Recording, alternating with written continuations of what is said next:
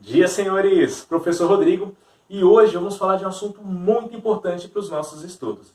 Mas antes, você já se perguntou por que as lagartixas sobem na parede e não caem, assim como as aranhas também? Fica aqui que vamos responder essas perguntas e falar muito mais desse conteúdo.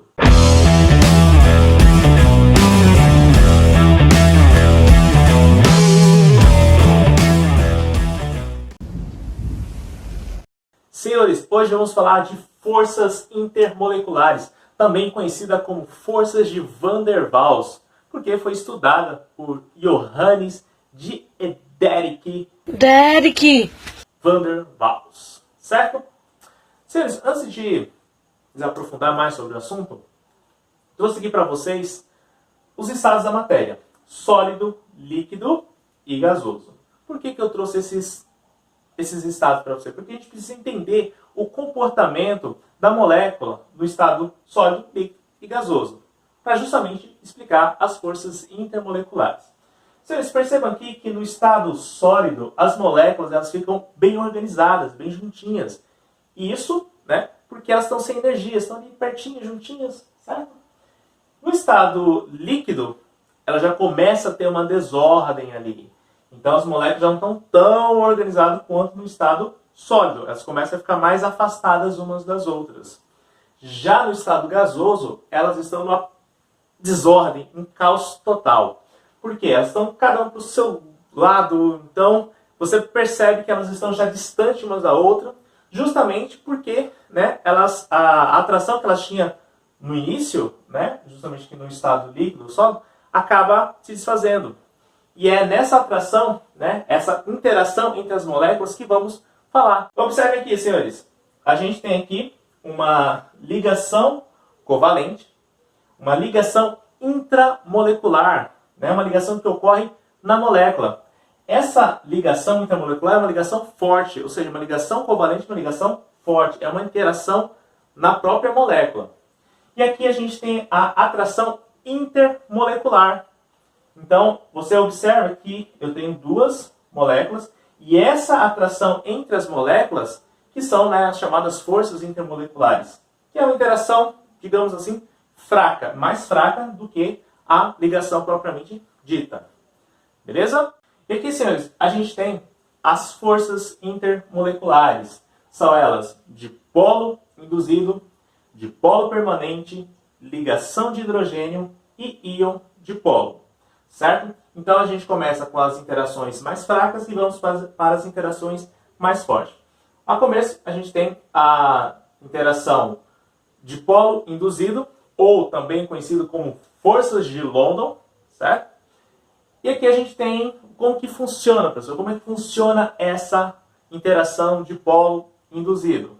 Senhores, a gente tem que lembrar que elas funcionam, né? Elas ocorrem com moléculas apolares, e é a interação mais fraca.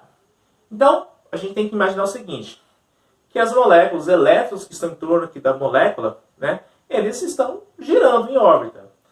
E vai chegar um momento, né, ou um ponto, em que esses elétrons eles vão se concentrar num ponto da molécula e vai criar um momento polar ali. Ou seja, se os elétrons são a carga negativa, eles vão se concentrar no ponto, ou seja, vai criar um polo negativo, enquanto o outro vai ficar mais positivo, que é justamente aí que vai ocorrer essa interação, que é uma interação fraca.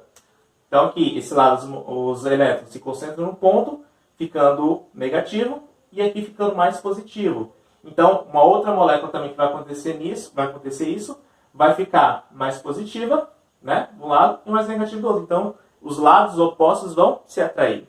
Então, essa é uma interação fraca, a interação de polo induzido. E o próximo, a gente tem aqui o dipolo permanente. Ou seja, ele ocorre com moléculas polares, porque já é definido. Um lado vai ser negativo e o outro vai ser positivo. Justamente porque a gente tem aqui um elemento que é mais eletronegativo. Então esse elemento mais eletronegativo, ele vai exercer poder ali, né, uma atração pelo elétron do outro elemento. Então vai puxar esse elétron mais próximo dele e o lado vai ficar mais positivo.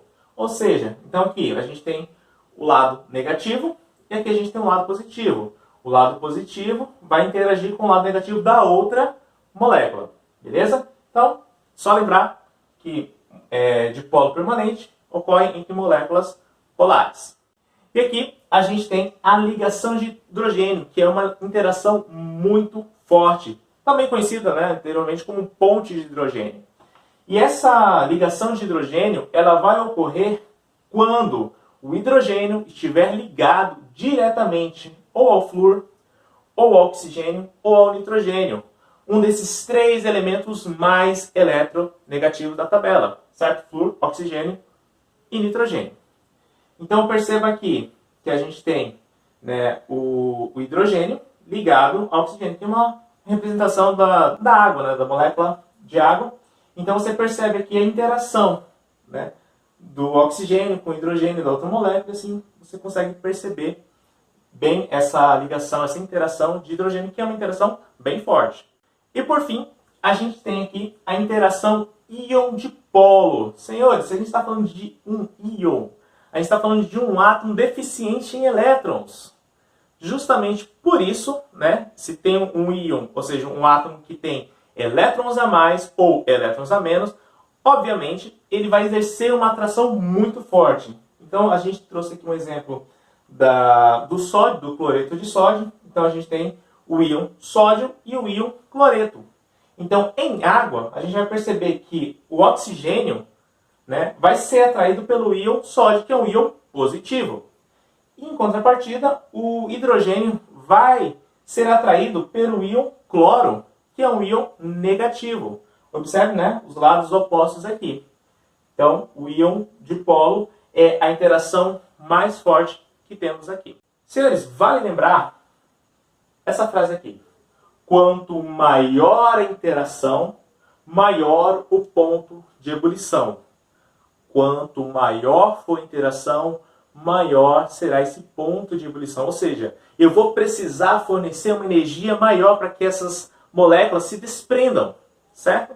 Então, é só lembrar, se eu tenho uma interação mais forte, eu vou precisar fornecer mais energia e esse ponto de ebulição vai aumentar. Observe aqui que, imagine que a água está fervendo, as moléculas começam a se desprender, ou seja, aumentei o ponto de ebulição, as moléculas começam a se desprender. Lembrando, não é que aqui as moléculas estão sendo quebradas, não. A atração, a interação intermolecular que está se quebrando.